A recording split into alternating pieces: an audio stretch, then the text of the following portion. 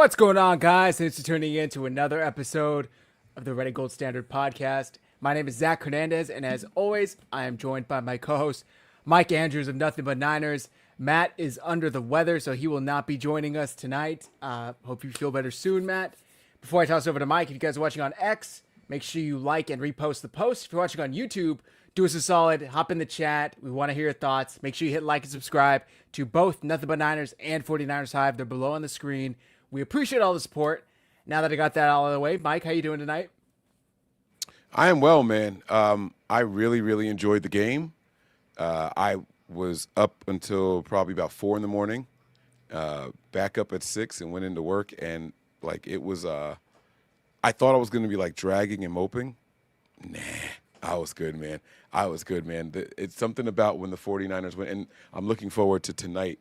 It's my first day off. Tomorrow is my first day off in 12 days. So because it was inventory, we worked through the weekend. We did the 12 days straight. So I am looking forward to not having any obligations tomorrow, even though I have a packed schedule already. Right. I hear you, man. This week's been a hell of a week. I am exhausted. I mean, the first question was, why couldn't we do a preview this week? I mean, I worked Monday, Tuesday, Wednesday through like 9 p.m. Thankfully, we work off laptops now, so I could like take my work home with me, but it's just been a hell of a week. So, boy, was I excited and so relieved when the 49ers came out and looked as good as they did yesterday. So I feel you on that, Mike. I'm like half awake right now as I'm sitting here talking to you.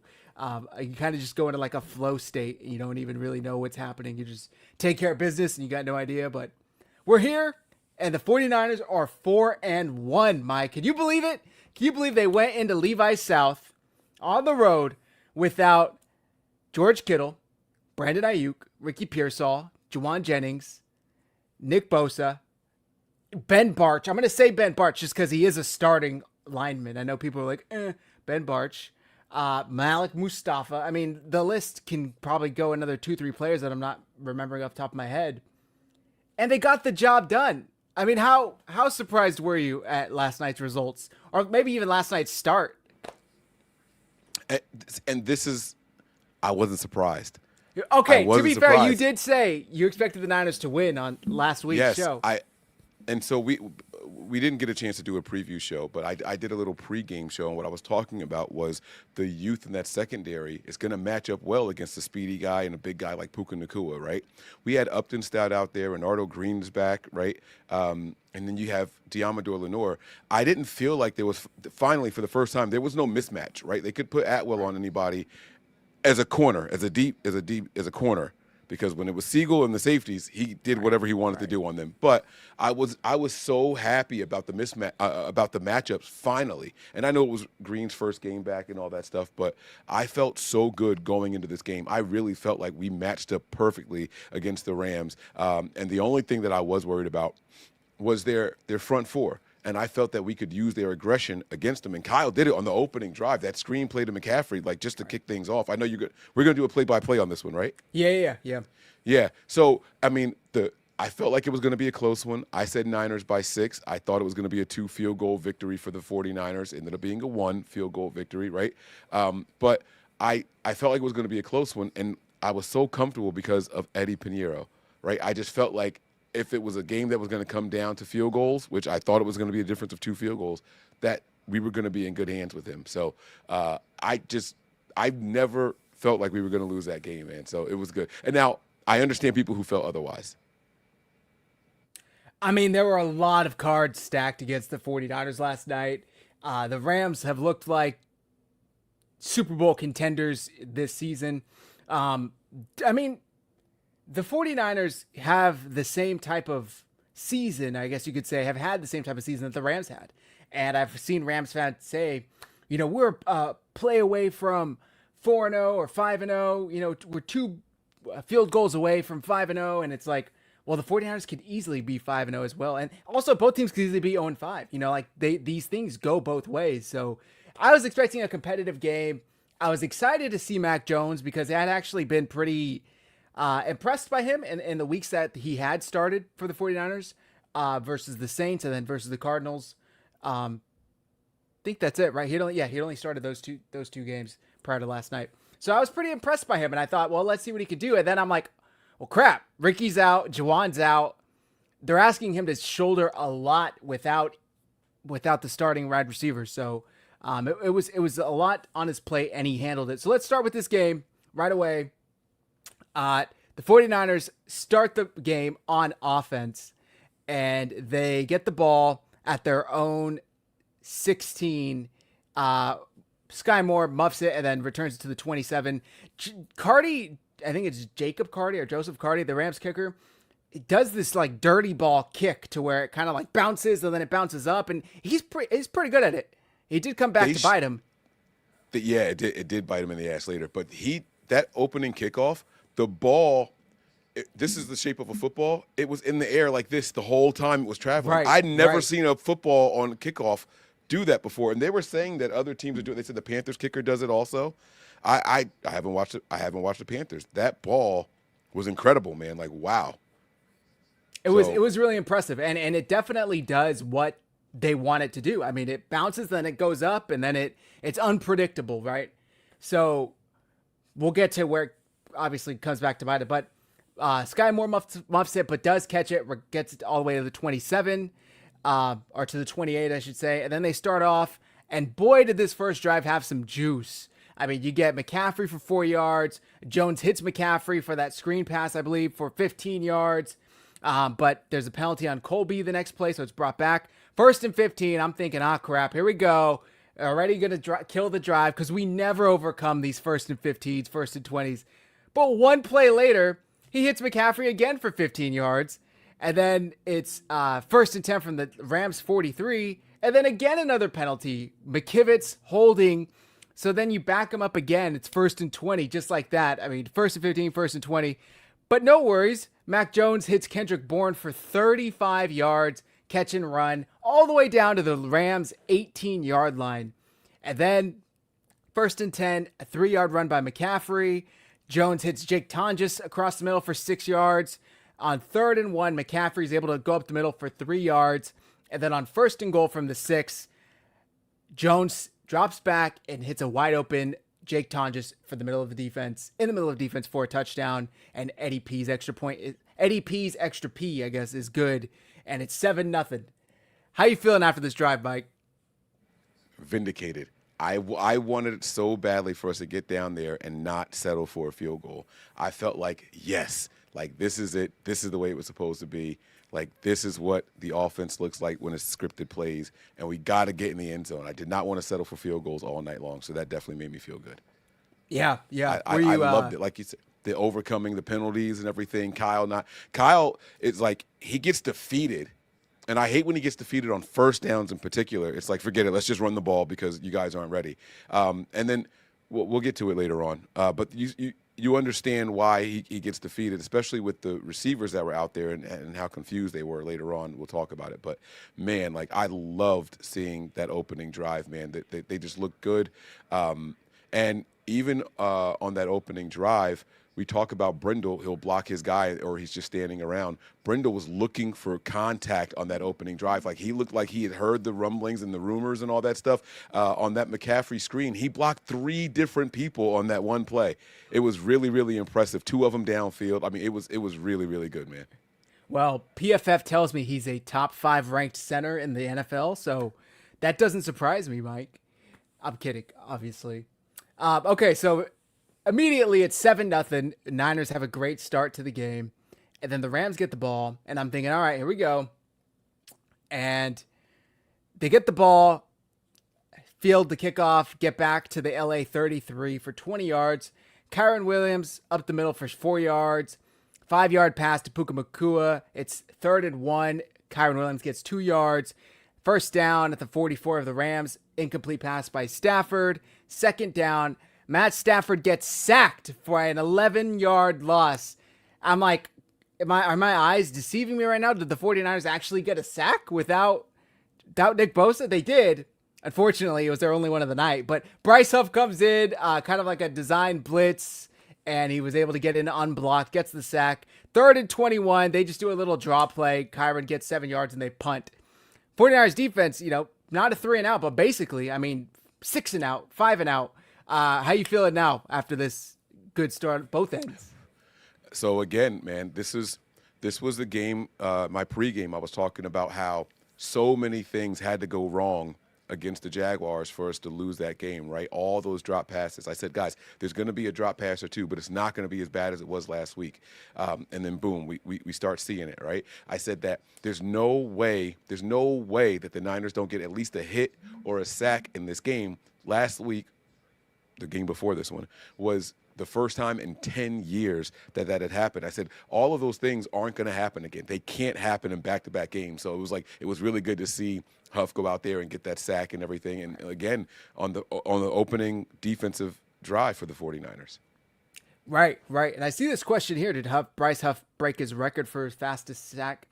I didn't see anything about that, but maybe something came out. I don't know if you saw anything about that, Mike. No, I feel like that sack took a little bit of time. Stafford was looking for someone downfield on that play. That's why it was wasn't like it was a 3 or 4 yard sack. Those are the ones that set the records. That one was like, what was it, 11-yard loss or something like that? It was a big loss. Good point. Those take time to develop, and so he definitely didn't break the sack record on that. Yeah. The one I see is the 2.44 in week 2 against the Saints. Okay. So then the 49ers get the ball back after forcing a punt. And they get the ball back all the way at their own 9-yard line. And I'm thinking, all right, we had a nice drive to start. Scripted plays are probably over. Now let's really see what this offense is going to look like, right? Well, they start off, Christian McCaffrey up the middle for 4 yards. Second and 6. Jones hits DeMarcus Robinson for 13 yards. And he's sacked after the play. The refs actually threw a flag for roughing the passer on Colby Durant. On Stewart, I think Jonathan Stewart. So they get an additional 15 yards. That puts them all the way up at the 49ers 41-yard line. Don't ask Al Michaels. He had absolutely no idea what was going on in this play. He thought it was holding on the Niners at first. Then he was confused why they're going up to the 41. I love you, Al, but it may be time to hang it up, champ. So they get to the 41-yard line, and it's first and 10 after the penalty. And then the negative plays kind of start. Stuffed run for -1, but McCaffrey is a recipient of a 5-yard pass. Jones kind of scrambles up for a 2-yard run. That was on 4th down. So on 3rd and 6, McCaffrey got a 5-yard pass, and it was just shy of the first down. And right at midfield, Kyle said, "We're going for this shit." And Mac Jones kept it and got the first down. Yeah, that play, if I'm not mistaken, is the one where it should have been a horse collar tackle on McCaffrey. And that was the moment where I was like, okay, the refs are going to be like, that's when I knew. You just don't get yanked down from behind naturally, like from the top of your body. Right. It was pretty obvious to me. Al Michaels, they go to the official in the booth. And he's like, "Oh no, he grabbed him by the jersey." Right, like, it's all clean. No, but it that should have been a horse collar. Yeah. Roller Bite says it wasn't a horse collar. I think it could have been called one. There's a little bit of gray area, but it wasn't technically inside. I don't think, from what I remember, he didn't grab the inside. But I've seen worse. I've seen less called, I guess I could say. Yeah. So. Mac Jones picks up the first down on the ground with the sneak. It's first and 10 from the Rams 48, and then he hits Marquez Valdez-Scantling for 9 yards. Robinson gets stuffed, and it's 3rd and 1, and they get an incomplete pass to Juszczyk. Looked like they weren't on the same page. Juszczyk kind of cut it upfield, and Jones was expecting him to break outside. So 4th and 1 again. They just went for a 4th and 1 a few minutes ago. And Kyle says, fuck it, we're going for it again. And they give it to Brian Robinson, who gets the yard that they need. So it's 1st and 10 at the 38.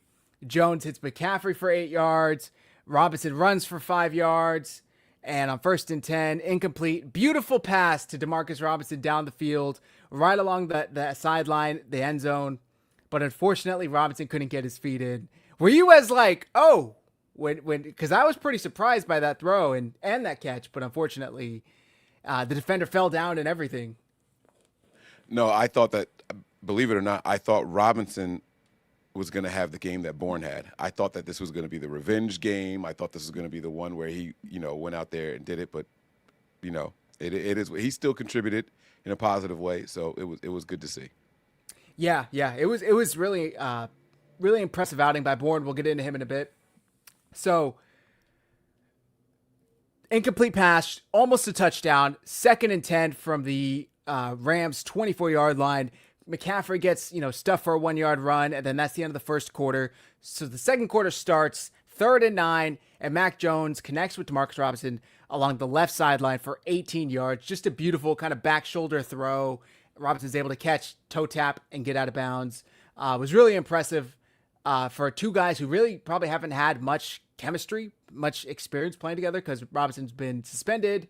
So it was really impressive to see how quickly they were able to pick things up. So just like that, it's 1st and goal at the 6. McCaffrey gets 5 yards. I'm thinking, we finally got our first rushing touchdown of the year, but he stopped at the 1. And then the next play, Mac Jones tosses it into the end zone on the little, flat route that McCaffrey loves to run in the end zone. They got a linebacker on him. It's easy pickings, and Mac Jones puts it on him right away. Mike, it's 14-0. How you feeling? I'm hyped, man. I'm fired up. I wanted the rushing touchdown so bad. Was this the drive that they did one with Juice? They did the little sneak handoff. Was that later on? I think that's later on. Oh, okay. All right. I apologize. But, yeah, I really wanted to get the rushing touchdown. Again, this is me saying that we were going to break all of these things. I thought we were going to get our interception this game. I thought we were going to get the rushing touchdown this game. Hey, I wasn't right on all the predictions. I mean, I'm sorry. My crystal ball was a little foggy. I got to stop smoking around it.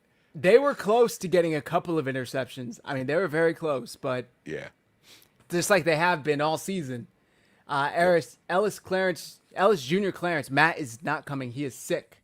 So he will join us for the Bucks preview, but he is out tonight. Excuse me.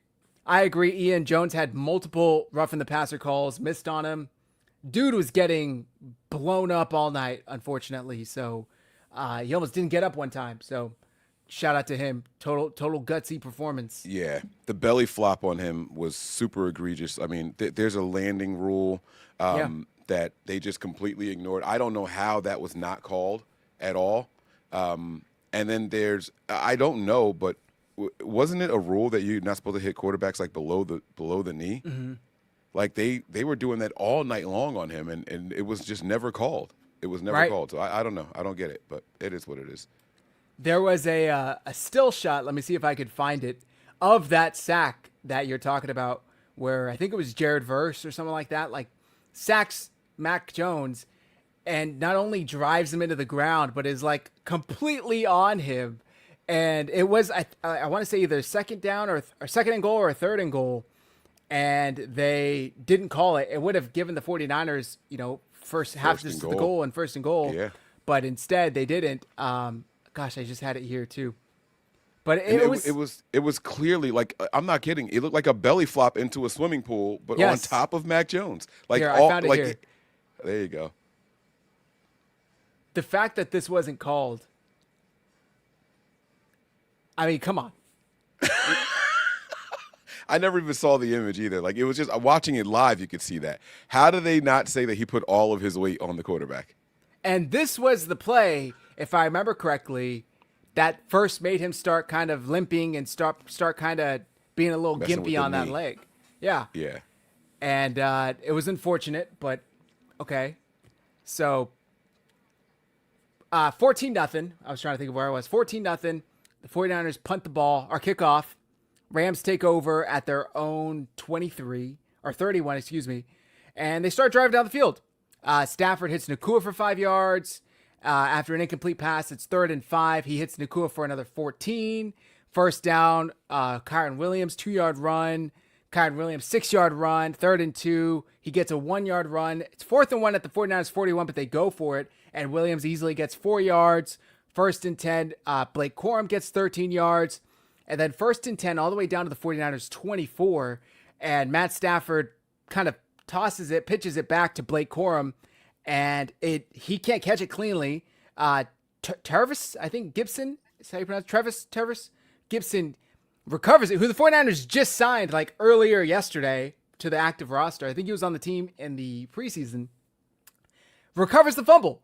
And I'm like, oh my God, this team may not be able to intercept anything, but they can come on some damn fumbles and cause some fumbles. Were you hyped, Mike? What were your thoughts here? Because I I thought surely was. they're getting in the end zone here.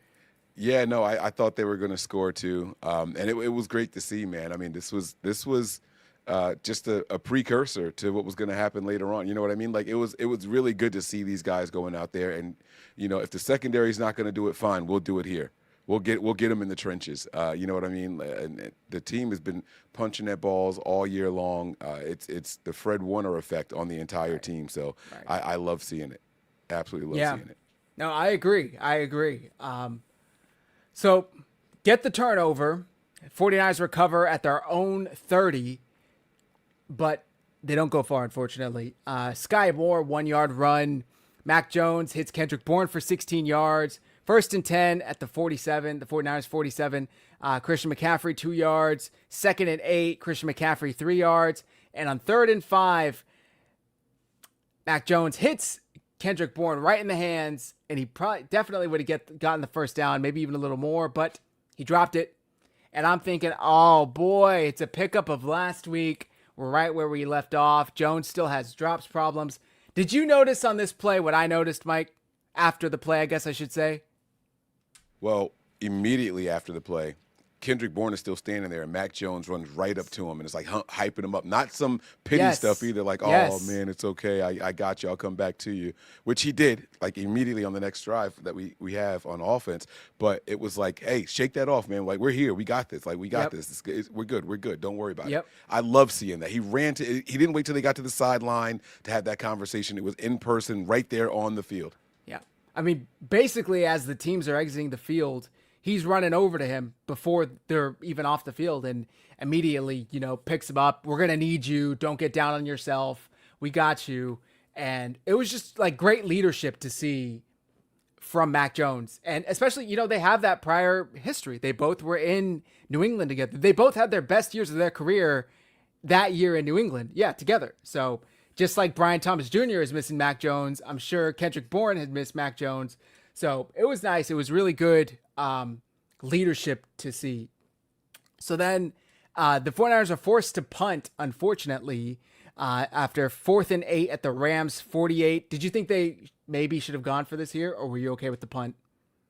No, I was okay with it. Jones was coming up hobbled a couple of times and things like that. So, it was, that was kind of like my mindset throughout the rest of the game. It was like, all right, like we got a little bit of a cushion. Let's not get so conservative, but let's be smart here. Let's not give them an advantageous field position because if we don't get it, the offensive line still wasn't blocking the best in the run game. So, and they definitely weren't blocking super great for pass protection either. So, it's like, all right, like the scripted stuff is working. The non-scripted stuff, it seems like they're kind of settling back down and coming back down to reality. Let's not go for it there. I was fine with it as well. Remember, at this point, they're up 14-0, so it's like they got plenty of cushion. I literally told Ashley on the drive home, I'm like, I am kind of like resigned to them losing tonight, just due to how much is against them.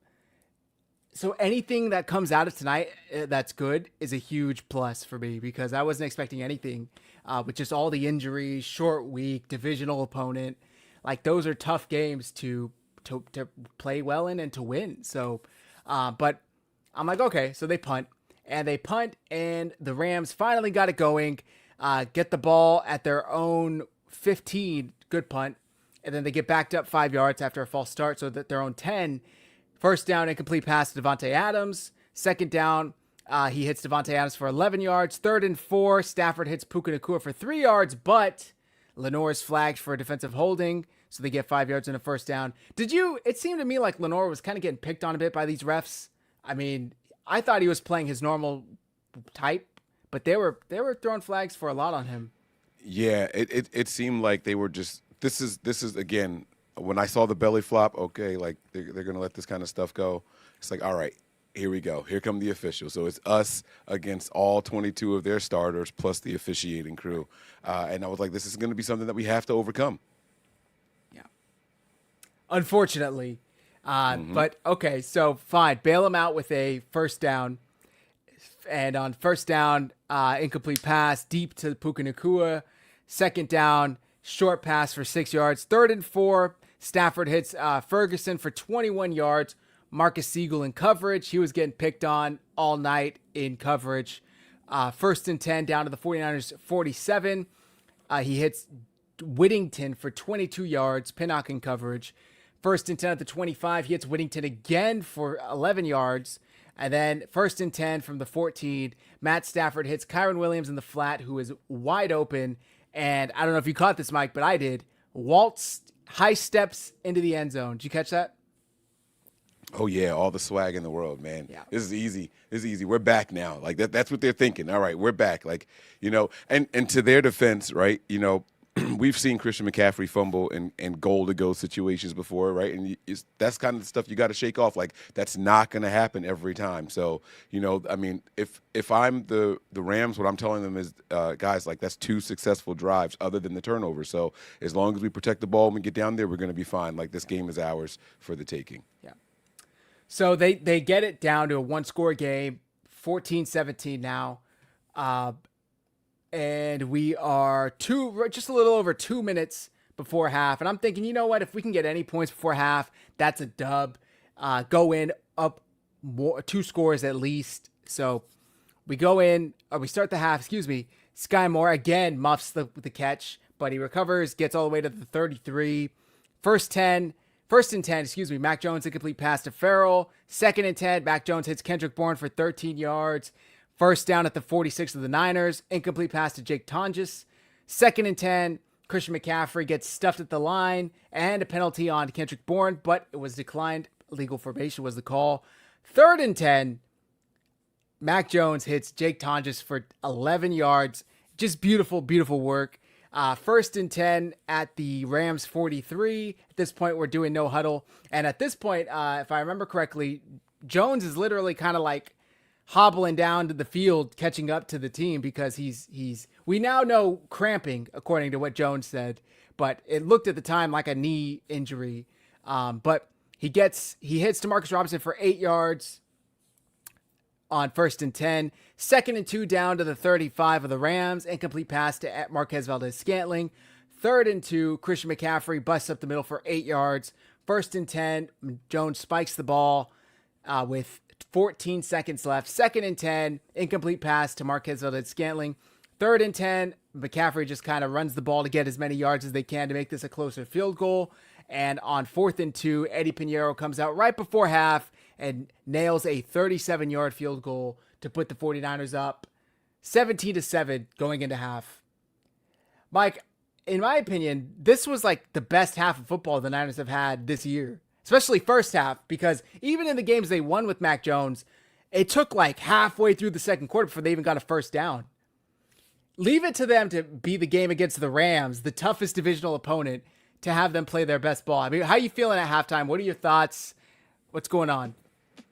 I went into my halftime show, and I told people that the 49ers had already exceeded everyone's expectations. So regardless of the outcome of this game, like, there's a lot of positives to take away from it. But I felt confident. I was like, we got a nice little cushion here. And this was, like a microcosm of our season so far. We built up that cushion. We were out there with all the backups. We've been hurt. We've been down. And somehow we were 3-1 going into this game, right? Like, that's the cushion that we needed for the reinforcements to come back and work their way back into the starting lineup, and so I felt like, that first half is what those first 4 games were. Like, we're weathering storms here. We got to keep it going. And I want to go back to, you talking about how hobbled Mac Jones was. I thought he was having a knee brace issue because at one point when he was on the ground, you see him with his fingers like up underneath him. Like, it looks like he's pulling the brace off. So I still think that brace is bothering him. Not that he doesn't need it or anything, but hopefully they start bringing in different brands for him in the next couple of weeks. Like, he's going to have to learn how to play with something different. But it was a lot of cramping. His forearms were cramping in the game and stuff like that. I mean, they're massaging his forearms and so eating bananas. But at halftime, man, I was fired up. I was like, I told you guys. Like, yeah. And then I'm still saying I want my rushing touchdown, though. I want my rushing touchdown. I want my pick. Matt Stafford is going to give you an opportunity. You got to take advantage of it. So I was hyped going into the second half also. Same. I mean, I was excited. I'm thinking, holy crap, we have a chance. Like, we have a chance. Hopefully they don't melt down completely in the second half and piss me off. Because my main thought was, I told myself and you never say this as a fan, but it's like, I'm okay with an L tonight just because there's so much going against them that I totally understand if they drop this one. And I told myself, like, I'm not going to get worked up over it if it happens. And here I am all hyped, all stressing and all worried about it. It's like, damn it. Like, I let them get me all worked up, even though I promised myself. So here we are, 17-7, halftime. By the way, I agree with Ian. Good to see Tan just getting used more. He's the best second tight end we've had since Selleck. I don't know. That one year we had, who is Logan Thomas? What's his name? Paulson? No. From Washington. Yeah, it was Logan Paulson, wasn't it? No. Oh, we did have Thomas also though. But the COVID year. Yeah, it might have been Jordan Reed. Okay. Jordan Reed. That's what I was thinking of. Thank you, Ellis. I mean, yeah, he is out there and he is filling in. He is doing his best. I mean, he's obviously no George Kittle. He's definitely not Delaney Walker. Chill out. I see you, Shulong. Like, no, he is not. He is not Delaney Walker. But I tell you what, they're using him as a fullback at times. They're using him as a tight end. They are really trying, and I love seeing the growth and the maturation of these players right before our eyes, man. Not just him. It's happening in the secondary. It's happening all over the place, man. And it's very encouraging. Like I said, whether we lost this game or not, it was going to be really exciting. Just watching how these guys are growing, man. It's really, really good. I saw a comment up earlier with someone saying that we need the Seahawks to win, otherwise they go to first place. They don't. The same record, it goes to division wins, and then it goes to head-to-head, and we own both. We are undefeated in the division. The Seahawks are not, and we beat them in the head-to-head as well. So we would still be in first whether the Seahawks win or not. Thankfully. By the way, it looks like the Bucs are pretty beat up going into this game, so against the Seahawks on Sunday. So we'll see what happens. Obviously, in our case, our game was proof that anything can happen with anyone. So we'll see. By the way, Jake Tonjes is currently 4th on the team in receiving, only behind McCaffrey, Pearsall, Bourne. He's got 19 receptions on 27 targets for 166 yards, and he is tied for the most receiving touchdowns with Christian McCaffrey with 3. So, Jake Tonjes, everybody. Yeah. The Niners have 3 tight ends with touchdowns so far, and that was done back in week 3. We had 3 tight ends at the end of that third game with people, with tight end, and they even tried to get. I don't know if you remember this. They tried to get one to Willis, but he dropped it. They did. So even Braden Willis almost had one. It is so good to finally see the tight ends getting the looks that they need right now. So I love it. Finally. Okay, so the Rams get the ball to start halftime, and they get the ball at their own 37. Matt Stafford hits Nakua for 4 yards, hits Davis Allen, I believe, deep for 20 yards with Winters in coverage. And then on 1st and 10, there's offsetting penalties, which complete BS in my opinion. Jordan Elliott gets flagged for defensive holding and offensive holding. I don't know who, they don't have who it's on. This is Tutu Atwell. I don't think Tutu Atwell was holding Jordan Elliott, maybe, I guess. And so offsetting penalties, 1st and 10 at the 39. Kyren Williams runs up for 4 yards. 2nd and 6 at the Niners 35. Incomplete pass to Whittington. 3rd and 6, incomplete pass to Kyren Williams. And on 4th and 6, Cardi comes out to attempt a 53-yard field goal, and it is no good. Wide right. Beautiful. Just beautiful. Exactly. Yeah, Mike, the 49ers are finally not on the bad side of special teams woes. Right, exactly, right. And even the bad things that happen to us on special teams, we recover the muffs. Yes. You know what I'm saying? So it was like, all right, like the ball has to eventually bounce our way, and we were getting them finally, man. We were finally getting them. So it felt so good to see. And that won't be the end of this kicker's woes in this game, their kicker. So it was fantastic. Absolutely loved it. Yeah. Ellis says, I'm upset that NFL flex Niners Bucks. I was going to the game, but I'm the sound engineer at my local church evening service. Is that like a 4 p.m.? I guess that would be a 4 p.m. start in Tampa, right? Dang. Well, if it makes you feel any better, it should help the Niners because it's more used to that's 1 p.m. here. So it does help their bodies play a little better, hopefully, if it makes you feel better. That sucks you have to miss out, though. I do apologize for that. That sucks. Okay, so they get the missed field goal, and then they take over, right at the spot, the 49ers 43, basically at midfield. They start with McCaffrey for a 2-yard run, Jones, incomplete pass, and on 3rd and 8, he attempts a pass to Tonjes, doesn't catch it, but the Rams are flagged for pass interference, so they get 6 yards and a first down.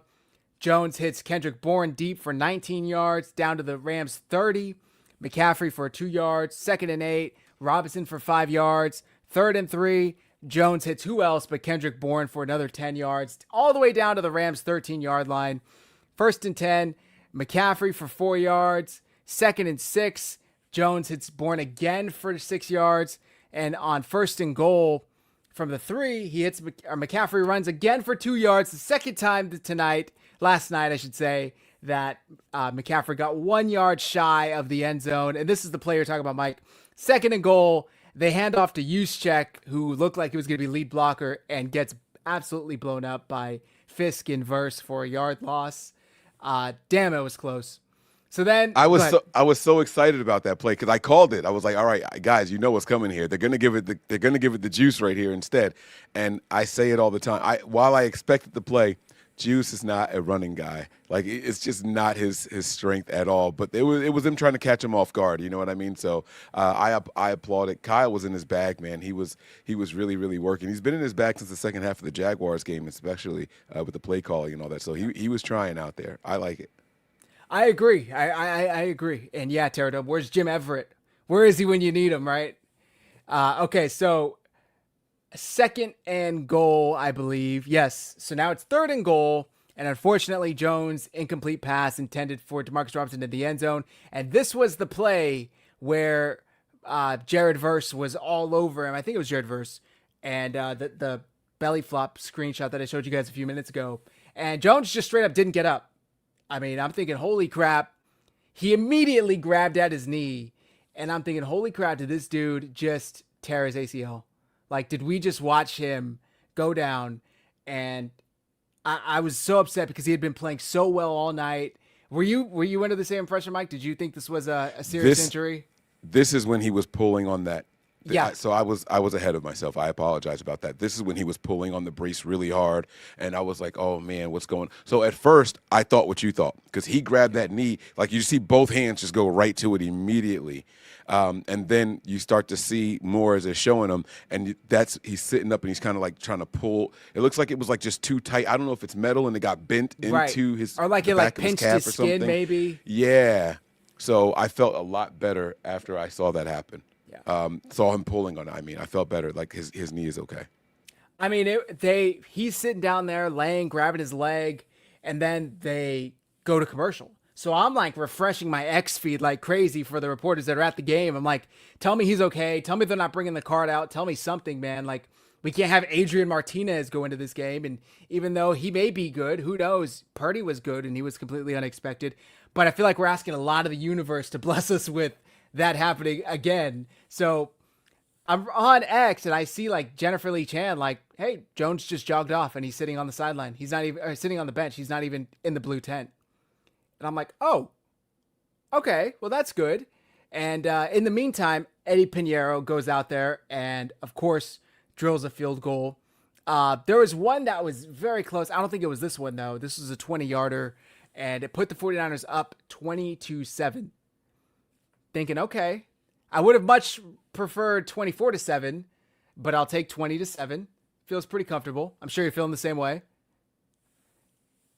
Absolutely, right? You always want touchdowns instead of field goals, but, you're going to take points. That was the thing, right? Just continue to score on the drives. He said, whose house? Is that what that comment was with the crickets back there? I got you, Terradome. Huh? Except the thing was, it wasn't quiet. When they were saying whose house, they were saying Niners. Like, you could hear it. It was to the point where even in overtime, Al Michaels finally said something positive in favor of the Niners. Right, He's like, right. they got a PA guy here that likes to scream whose house. He was like, you might not want to do that anymore in here. And that was before the game was even over. Right. Like, he said, something along the lines of like, turns out the Rams find out they just rent it. It's actually the Niners' house. That was a pretty funny line. That was a pretty good line by Al Michaels. And there's a bunch of people that are claiming, hey, they're piping noise in here because there's videos going around to the crowd completely silent, and all you hear is deafening cheers. It's like, all right, come on. So, all right, it's 17-7 with 6:30 left in the third quarter. Rams get the ball, start the drive at their own 31, incomplete pass on first down. Stafford hits Tutu Atwell for 34 yards on second down. Marcus Siegel in coverage, and Yetur Gross-Matos gets injured on the play. Looked like a hamstring injury or something. Kyle said today he's going to miss some time, it sounds like. Matt Stafford, 1st and 10 from the Niners 35, hits Nakua for 16 yards. They're all the way down to the 19. Just like that. Like 3 plays, and suddenly they're inside our 20-yard line. Incomplete pass to Blake Corum. 2nd and 10. Nakua for 11 yards. 1st and goal. Williams for 7 yards. And then 2nd and goal at the 1. Stafford hits Nakua for a touchdown. Mike, did you have the same thoughts of this play that I had? If you remember, Nakua and Adams are lined up to the right, and they both run what I know I've seen the 49ers get flagged for OPI. Illegal pick. Times. Yes. Yeah, and by the way, Adams did that all night long in the second half. All night. He did not even attempt to run a route on this play. He just immediately started blocking. Yeah. Immediately. And this one, it was only on one person. Later on, he does it against 2 different people. And this was, I think they were in a goal-to-go situation in that one. And it was just painfully obvious. And I'm like, why aren't they calling this? But again, it was clear to me that we weren't going to get any more favorable calls in this game. So Right.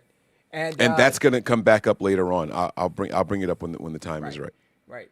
And you just got to kind of tip your hat to like the veteran savviness of Devontae Adams to know what he can do and can't get away with. But it just pissed me off knowing I've seen George Kittle and Ayuk and 49ers receivers get flagged for that so many times.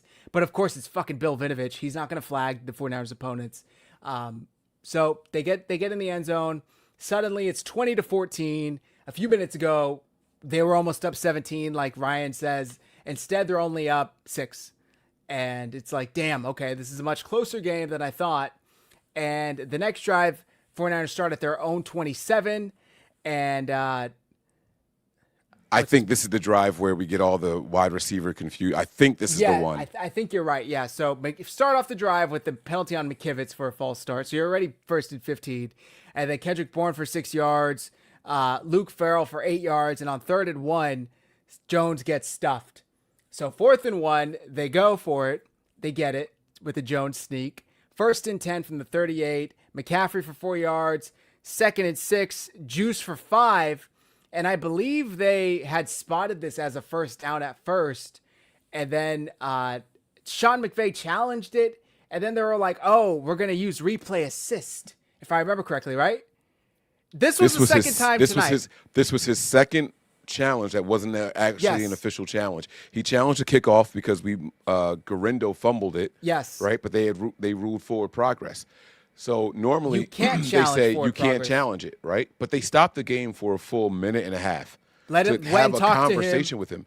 Yeah. While he's holding the challenge flag, he never officially threw it, but he should have been charged a timeout because they stopped that game. They stopped the game for it. That should have counted as a challenge. And then here he does it again, never officially dropping the challenge flag. But Sean McVay is the only person in the NFL that can actually just hold the flag and say, hey, I want to talk to you guys. Hey, this is my conversation flag. It's not a challenge flag unless I drop it. I want to talk to you guys.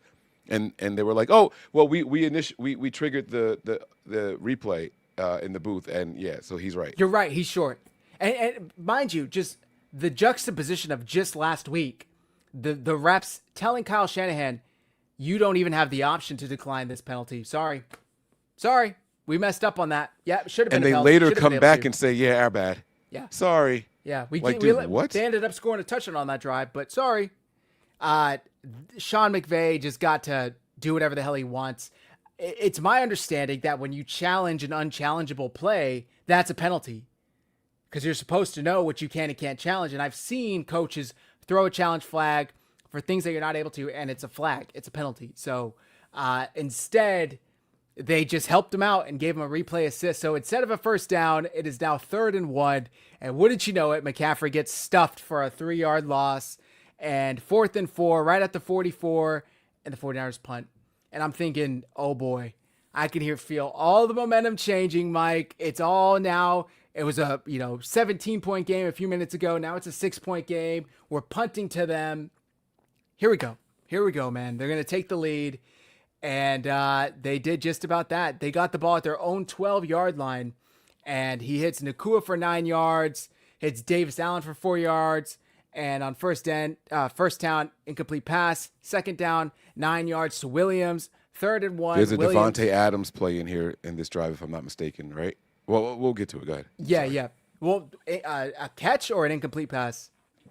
There's a catch that he has Gotcha. in this one. I think it's this drive. 1st and 10 at the Rams 37, and Stafford's incomplete pass to Mumfield. But Lenore, is flagged again for holding, so they get another 5 yards and a first down. And then 1st and 10 at the 42, Stafford passed deep to Devontae Adams for 26 yards, and they flag CJ West for illegal use of hands, but the penalty was declined. Yeah, so I thought that when I heard the flag came out, Devontae Adams pushed all the way off. He extended his arm all the way, and I was like, yes, it's coming back. It's coming back. Like, I'm applauding on the Patreon. I'm like, yeah, you guys, like, even I told Al you, like, he Michaels pushed said off. This one's coming back. Yeah, he extended his arm all the way and went the opposite direction to catch that ball. And I'm like, yeah, good. And then it was like, wait a minute, on West? Like, what? Right. I just couldn't believe what was happening. Like, and again, I had already just accepted the fact that the officials weren't on our side. But, like, this was just blatant. I'm like, how are they ignoring that? Like, the guy who caught the ball, no one saw that? Like, that's the route that you're like, bro, I was so pissed. Oh, I was so pissed off. It was insane. It was absolutely insane. And we'll get into the hypocrisy, in my opinion, of the Rams fans that are bitching about the last call. No call, I should say. But we'll get into that. So the Rams end up at the 49ers 32. Stafford hits Adams again for 24 yards. They're down to the 49ers 8 after an incomplete pass. It's 2nd and goal from the 8, and Stafford finds Kyrod Williams for a touchdown. D. Winters was very close to breaking that up, at least maybe from the angle that I had on TV. It looked like he almost broke that up, but Williams gets in the end zone, and wouldn't you know it, it's a tie game. Except it's not. The 49ers block the extra point. Cardi goes up there to play the extra point, and Jordan Elliott's big-ass hand is there, and he blocks that shit. And instead of it being 21-20, it's 20-20. And boy, does that come back to help the 49ers later. Because, so, 20-20 with, 10:39 left in the fourth quarter. And again, boy, is it good to be on the receiving end of some special teams blunders and not on the giving end, because the 49ers so many times have helped their opponents with just fuck up after fuck up after fuck up on special teams. And for once, I mean, if you guys just take a zoom out and look, they had a kick blocked. Did they have a kick blocked last week against the Colts? I don't remember for sure, but they had two blocked 2 weeks ago. Yeah. One of which was just a normal kick block. The second of which was returned for a touchdown at the end of the game. That won the Rams the game, or I should say lost the Rams the game. Yeah. Eagles won on that. I think the Rams would have won if they made it. If he makes it, yeah. Yeah, but instead the Eagles hang on and win by more. So this has been a reoccurring issue for the Rams kicker, Cardi. So, and their special teams unit, I should say. Comes up Who big blocked tonight. that kick again? Jordan Elliott, baby. Yeah, Elliott, yeah. Big ass paw in the middle of that. Defensive linemen doing their thing, man, earning the stripes, man. I exactly. Loved it. Absolutely loved it. Exactly. So, okay. 49ers get the ball. I'm thinking, all right, let's go win this thing. Can we go on a 10-minute drive here? Can we go on an 8-minute drive here? Like, we got this, you know. Unfortunately, they had other plans. They get the ball, touch back to the 35. Tonjes for 2 yards. McCaffrey for no gain. Just like that, it's 3rd and 8. And an incomplete pass. Did they really just go 3 and out for the first time all night after they tied the game, Mike? I'm like, okay. So they have to punt. And wait. What was the time? What was the time of possession on that drive? It was like 12 seconds or something like that, right? This is when I was like, come on. 3 plays, 2 yards, 1 minute and 28 seconds. Oh man, it hurt. Yeah. It hurt so much, man. And maybe this wasn't the shortest one of the three. I swear they had a 12-second Well, drive at that one last of these drive things. of regulation where they had 3 runs at the goal line, on their own goal line, and then timeout, timeout, Oh, timeout. Maybe. maybe that's what it was. Yeah, maybe it was that one. So they have to punt, and not a great punt, 35 yards, and the Rams get the ball at their own 30 with a 2-yard return. So first and 10, incomplete pass. Second and 10, 9-yard pass. Third and 1, incomplete pass. But, no, I'm sorry. The Rams have to punt as well. So they trade 3 and outs, and the 49ers get the ball back with 8:04 left in the fourth quarter. Tie game. Mac Jones, incomplete pass to start, but no worries. Who else? KB on second down for 9 yards. Now, they're backed up all the way at their 2. This is that punt, if you remember. I think Sky Moore thought it was going to go out of bounds, and then it kind of curved back in and then took a Rams roll, perfectly stopped right at the 2-yard line. It's like, fucking hell, man. We can't catch a break tonight. We cannot catch it. As bad as their kicker was, their punter was pretty good. So a lot is being asked of them to go 98 yards right now with a hobbled Mac Jones. But a couple plays later, it's 3rd and 1 at their own 11, and he hits KB for 18 yards. 18 yards. 1st and 10 at the 29.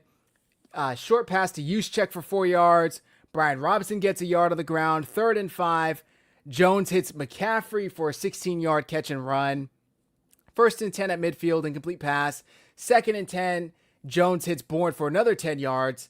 1st and 10 at the 40 of the Rams, incomplete pass, but McKivitz is flagged for an eligible man downfield. This looked like a broken play. I don't know if you remember this, Mike. Jones snapped. It looked like he was supposed to hand off, but I don't know if McCaffrey's on the wrong side. Jones rolls out to the side where there's no receivers. Then he just kind of chucks the ball at the ground. I don't know what happened there. So do you have something to say? No. I said, yeah, no, you're right. That was a broken play. Yep. Yeah, it was weird. It's unfortunate because they got the penalty drawn on it. So then it's 1st and 15, incomplete pass to Robinson. 2nd and 15, hits Tonjes for 4 yards. And on 3rd and 11, he is almost sacked, just barely gets the ball out to Tonjes. Pinheiro comes out at the Rams' 41-yard line and attempts a 59-yard field goal. Kyle Shanahan later said, I debated punting. I debated going for it. I figured, you know what? Let's just see what the kids got. And Pinheiro goes out there and fucking drills just barely a 59. He had the distance. That thing probably would have been good from 65, but the accuracy was literally like it scraped. Whew, talk about a game of inches, man. So if I'm not mistaken, that was a career long for him, right? It was correct. Because I think prior to that, it was like a 55-yarder with the Panthers or something, right? And so I've been learning, because I tuned into Good Morning Football this morning just to see if they had anything positive to say about the Niners. And I'm like, the kicker did so good, Mac Jones did so good. Like, they got to say something positive. And the segment that I tune into, they give it to Kyle Brandt, and they're like, hey, man, what'd you think of the Niners, right? Like, they're really impressive. He was like, Taylor Swift dropped an album. Oh, my God. And I was Tell like, me about it. It was like, so wait, annoying. What? Did he just say that? And Yeah. so, like, they try to reel Kyle Brandt back in, and they were like, but the Niners, like, they shocked the world, blah, blah, blah. And he was like, yeah. And she's got, like, explicit, like, tracks on here. Yeah. And I'm like, what am I watching right now? Like, is this real? Yeah. I So saw then, the same exact clip. yeah, so then later on, they're talking on the same show, like just a couple minutes later, and they're like, the kicker drilled his career long and blah, blah, blah. He's like, I hate these new kicking balls. Like, everyone's kicking for forever. During the 49ers Rams segment, they play a clip of Vic Fangio complaining about how these new balls for kickers are ruining the game because now everybody can kick a 63, 64, 65-yarder like it's nothing. And I'm like, what the fuck am I watching right now? Like, I can't believe, like, this is what they're doing. So I was just like, I was completely over it, man. Teo, yes, Manti was out there doing his best to give the 49ers their flowers, and I believe her name is Lindsay. She was trying to reel Kyle in, but Kyle just wasn't having it. That show, If you guys wanted positivity, like they It's are gone. missing. What's my man's name? He was doing Peter. the state of the Peter franchise. Schrager. Peter Schrager. Like, if you guys wanted positivity on that show about the Niners, man, Peter Schrager was the one doing it. I clearly see it now. Like, it's incredible how like once I was like, yep, turning this shit off right now. That was show terrible. I used to watch every morning. Kay Adams, Peter Schrager, Kyle Brandt. Boy, has it gone downhill. I mean, and it's sad to say because I used to really like it. I turned it on this morning too, Mike. I don't watch it anymore. I wake up at 5-ish, turn on the news while I'm getting ready. This morning, I'm like, you know what? I'm feeling fucking good. The Niners won last night. Let's see what Good Morning Football has. And I saw that same exact segment. It said explicit on this track and, Taylor Swift. It's like, what the fuck are we doing? This is Like, NFL Network. This is Good Morning Football. And you're talking Yeah. about a Taylor Swift album that came out last night?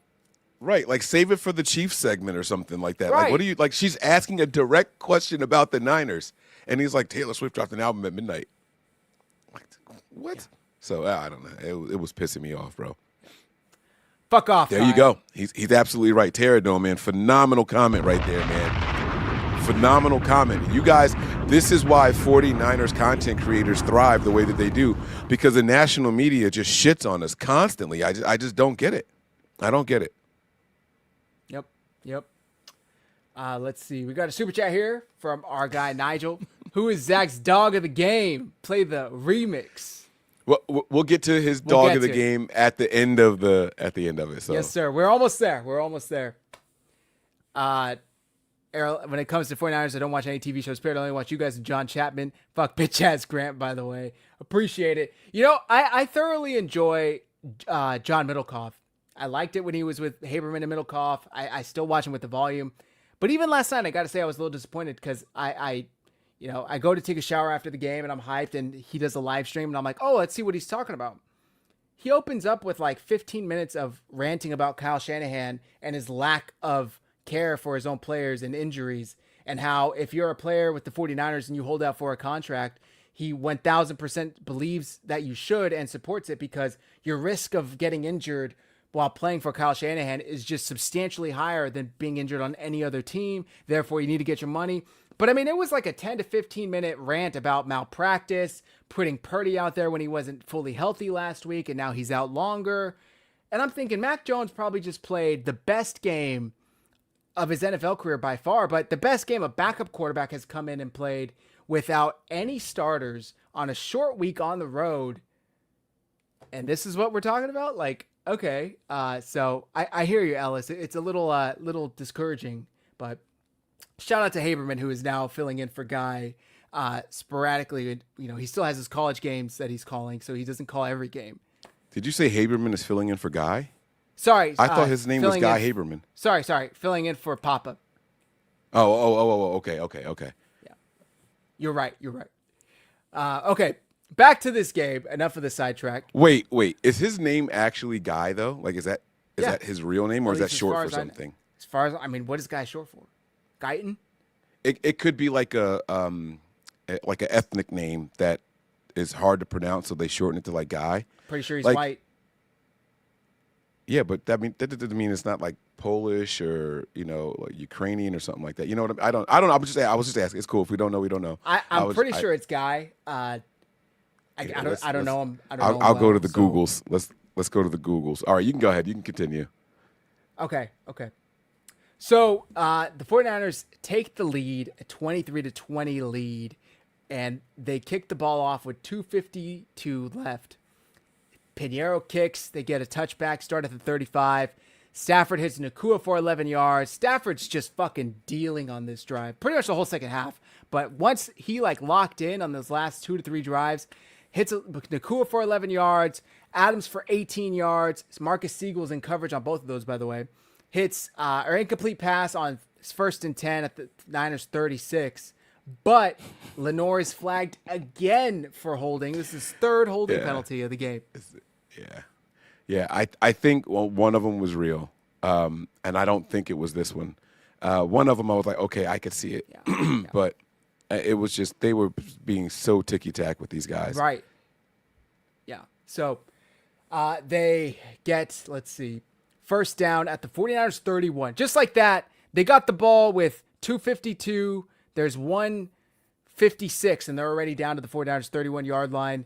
And Kyron Williams busts a run. He gets around the edge. Nobody had contained. 20-yard run, just like that. They're down to the 49ers 11-yard line with 1:13 left in the fourth quarter. Kyron Williams up the middle for 4 yards. There's a penalty on Mykel Williams, illegal use of hands, half the distance to the goal. Mike, did you see an illegal use of hands by Mykel Williams? Hands to the face? Not only didn't I see it, the commentators who had been all on the sides of the Ram all night long were like, I just don't see it. I don't see it. I don't know where it is. I mean, I don't even think he got to like the neck area. It was like no, it was top perfect, shoulder pads. Perfect coordination. Yeah. Was it a little high? Yes, but he's a big guy. So he's holding him up higher because he's a bigger guy. It was perfect, in my opinion, perfect form. Mm-hmm. But ball don't lie, and we'll see that a couple plays. That's exactly what I yelled. I'm on the Patreon. My man Mike NY to the Bay joined me for the first time, I think, all season maybe. And he was like, that's it. It's fucking over. It's fucking. I said, nah, ball don't lie, bro. Ball don't lie. I'm telling y'all we're winning this game, bro. I never lost faith. I don't know what was into me. You know, I've been saying this since our overreaction show about the Jaguars. I'm like, the Niners are going to win this game. Yeah, I never lost faith, even in that moment. Chat, even in the group chat, you're texting us saying, nope, I got him. Like, the Niners are going to win this. Yeah, so it was incredible. Yeah, so because of that penalty, that BS penalty, it's now 1st and goal from the Niners 3-yard line. Kyron Williams runs to about the fucking half-yard line. I mean, you could probably fit a couple index cards. Do you remember that clip of Gene Steratore putting the index cards for the first down out of his pocket? We're talking that close to the end zone. And who else but big Alfred Collins out of UT goes in there and punches that baby out. I mean, gets Williams' face mask, incidental contact, by the way. It's not a penalty, you dumbass Rams fans that keep saying, we were robbed of a penalty on that play. Knocks that out, and not only does he knock it out, he scoops it up like the big-ass bear that he is and falls on it. I mean, talk about... This has to be up there with the Dre Greenlaw stop at the goal line, thriller in Seattle. Talk about a defensive stop, Mike. Yeah, I mean, come on. We got to give him a bomb or something on that one, right? I mean, the crazy thing is this. I saw him. That play was moving in slow motion for me. I was on the edge of my seat. I'm sitting here telling everybody, like, ball don't lie. Have faith, guys. Like, it's okay. It's okay. And I see him, like, diving over, and I see the fist. It was a legit fist. It wasn't like he was reaching to make a tackle and accidentally knocked it out. He was going for the punch out, but I didn't think he got it. And then I see the Niners, like, I'm like, wait, what? Did he actually get it out? And I'm like, wait, did he actually get it out? I was like, we got the fucking ball. I did my scream again. We got the fucking ball. And I'm going crazy because I see the Niners fans, the Niners players going crazy. Right. And then here come the officials, and I see the signal. I'm like, oh my God, we actually got it out, man. So, wow. Collins, man, forced fumble and the recovery, which is something that we don't see a lot of. Fred Warner will punch him out and someone else usually recovers him, right? This guy punched it out and just dove right on top of it, man. I mean, what a play, man. I was so happy for the 49ers. And at that point, if I'm not mistaken, it was 23-20? Is that what the score was? Correct. And so I'm like, oh my God, we're going to go on a long drive here. Because in my halftime show, I said, what happens when the Niners are backed up at their own 90 and got to go 99 yards? Touchdown, field goal, we're going to score, right? And so it's happening here. I'm like, I told you guys you were going to win by 6. Now I'm smelling myself. Now all of a sudden I'm like, I'm here now, right? Like we got the turnover at the 1. We're going to take it off. We're going to go out there. We're going to get this field goal. The game's going to be over. We're going to win by 6 like I've been saying all week long. And now I'm going to turn it back over to my man, Zach. Yeah, man. I mean, I'm thinking, oh, my God, like the game's over. And then Kirk Herbstreit immediately kills my vibe because you don't listen to the game, Mike. But literally seconds after Collins gets this fumble recovery, he goes, now, Al, my mind goes to, let's see, 1 minute and 7 seconds. The Rams have all 3 timeouts. The Niners are probably going to run it 3 straight times. They're going to call 3 straight timeouts. The Rams are going to get the ball back. For anybody thinking that the Rams just lost, that's not true. And I'm thinking, fuck, man. Like, come on. I was thinking we got this. Yeah. And then just totally killed my vibe. But he was right. He was right. And did you think Kyle Shanahan got too conservative there by running it 3 straight times into the teeth of the defense? So I want to remind you that I said that the game was moving in slow motion for me at this point, from the punch out and even this whole drive, right? And in the moment, like on second down when he didn't pass, I was like, come on, Kyle, you got to attempt one of them. I didn't want him to do it on third down. But immediately after the second down play, I said, you know what? That was the right decision. And here's why. And I know a lot of people are like, oh, no, he got way too conservative, blah, blah, blah, blah, blah.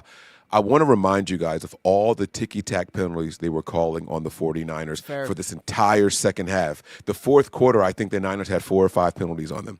One penalty while we're in that end zone, they get 2 points and they get the ball back, and now they just need a field goal to win. And think about the long throws that they did on the previous drive just to get to that 1 yard line. They were passing. They didn't call the pass interference on Adams, and I was like, you know what? So in the moment, second down, oh, come on, Kyle. Like, don't get too conservative. And then they call the timeout, and I'm like, oh, shit, they only got 1 timeout left. Right? And now all of a sudden I see the advanced analytics, and this is what Kyle was talking about. Well, he didn't say it in this game, but this is what we've heard Kyle talking about with, I have a team of people that say this is what we should be doing here. We should run the ball. We shouldn't run the ball. Because one incomplete pass or a penalty, it stops the clock, and it gives them so much more time. And so I was actually happy just by the time third down came. I was actually happy that Kyle ran the ball 3 times. So I wish that we had better blocking and could have converted. Absolutely, right? Like 100%. But there's no way that we should have put that ball in the air. Under no circumstance should we have thrown that ball. And that's not revisionist history. That's not hindsight and all that stuff because I know the outcome of the game. I felt it in that moment. I thought that was genius by Kyle Shanahan. I was hoping first down, come out and try and do a quick slant. Like something really high percentage. You're not going to fuck up. You're not going to get it. But also, and Kyle Shanahan, I'm not trying to sound like a genius, said this in the post game after. My mind goes back to the Cardinals game where they did get flagged for holding in the end zone. They were on their own half-yard line. I mean, when Morstead had to punt, he's literally standing at the back of the end zone. He has an inch behind him of room to move. So I get the logic. And like you said, Mike, the Rams left that drive with no timeouts. They went into it with all 3. They left with none. Yeah. And so you also have to think about this, people, right? While we're at home and we're watching, we're emotionally charged because of the turnover. You got to think about how the offense feels. Guys, we let them down. We should have scored a touchdown instead of getting the field goal at the end there. This would have made the game a lot better for us, blah, blah, blah, blah. They're deflated as the Rams are marching down the field. Right? Like the offense is probably like, damn, we let it down, man. We let this one slip away. And so, yes, we get the turnover, but that doesn't just erase how the offense feels because there's only 36 seconds between the turnover and then us getting back on the field, right? Like it's just the play clock starts and we got to get back out there, right? You get the 38, whatever, however long it is, the seconds of that play clock. But now we switch offense and defense units. They're still a little deflated. You can't go out there and just expect to pass. They're hurt. They're down right now, and odds are they probably were going to try. Being backed up like that, they're going to hold a little bit longer than what they should, just naturally. So that way, if it was a pass play, they're going to hold a little bit longer to make sure it's not a sack. And either way, it's a bad look for the Niners. So I think Kyle did the right thing there. Yeah. Ryan Jones says, is there a possibility they could have deliberately taken a safety to back the Rams with worse field position after the punt? Rams are on the 50. I did consider that. I even said it. I said I wouldn't be mad if we purposely took a safety. I wouldn't be mad if they called a shotgun play and let Mac Jones run around the end zone. Think back to the Niners-Ravens Super Bowl. Think back to that Niners-Ravens Super Bowl. The Ravens were comfortable enough with their defense ability to stop the 49ers offense. They ran around and made that game, I believe it was 36-32 or something like that at that point in time, but they had more confidence in their defense. Our defense had just let them march down the field. And so I did think about it, but that wouldn't have been enough time for our defense to rest. Our defense was gassed on that drive, and they were also deflated when you have your top guy in Diamondor Lenore getting called for big penalties on the previous drive. I did consider it, but again, this was slow motion to me. I'm processing real time. I'm saying all of this live on the show. So it was like, no, maybe we shouldn't do the safety, but I did consider it. To me, taking the safety is coaching to not lose, because you're already assuming they're going to get points. So you're just hoping that this is the lesser of two evils, right? Right. I think that you give up a safety, you punt, they can win it with a field goal now. Like, whereas before, the best they could do is tie it with a field goal. And they had been marching down the field the whole second half, pretty much since halfway through the second quarter. So I was not, third quarter, I should say. It did cross my mind, but I'm thinking absolutely no way. They got to try and get one good rush out of this. Maybe they can get 5-6 yards and then maybe attempt to pet, but no. I mean, 3 straight runs, negative, where they go, 3 plays, 2 yards, and it only chewed up. I was going to say, I was going to say they barely went 2 yards. Yeah. So 3 plays, 2 yards, 23 seconds. Yeah. But here's something that was weird. How long did you say it took? 23 seconds. Think about this for a second. They were just running plays. You snap, you hand off, and an immediate timeout. How did they take that long? There's no 7-second run. Think about that. Those 3 runs that took is true. 22 seconds. How did that happen? And like they were slow developing run plays. It was like, dance around, lean forward, get the 1 yard, lean forward, get no yard, run, dance, lean forward, get 1 yard. And that's how you end up with 2 yards on 3 runs in 22 seconds. I thought it was genius. I really do think that it was like some chess that turned the game into chess and not just regular football, man. Right. I thought that was very good positioning there. Right. It's a great point. I didn't even think about that. Yeah, 3 plays, 26 seconds, 23 seconds. So after the 3 and out, after the fumble recovery, the Morstead punts from his own end zone, from the 49ers' own end zone, and it's a 50-yard punt. Get a good one out of him. And which is not a good one, by the way. Like that, I felt like that ball should have went further. That's true, but I just felt like that ball could have went a lot further than that. I was very like, oh come on, like we needed a better one here. Like, I agree. Now the hang time was high. I think that was intentional. I think they wanted to put it up and make the guy fair catch and like just go down right there. I think that's what the goal was. Yeah. So 50-yard punt, and Smith gets it at the Niners 37, or excuse me, at the Rams 47, and gets all the way to the Niners 37 for 16 yards. Was this the point with the penalty though? Yes, Trey Brown gets flagged for holding, and it is enforced at the Niners 40. So instead this is what I didn't understand. If the punt went to the 50 and there's a holding penalty, how do they gain yardage? It's where the return. The penalty happened. So it's 10 yards from where the penalty happened. They get backed up from there. So the penalty happened at the 50.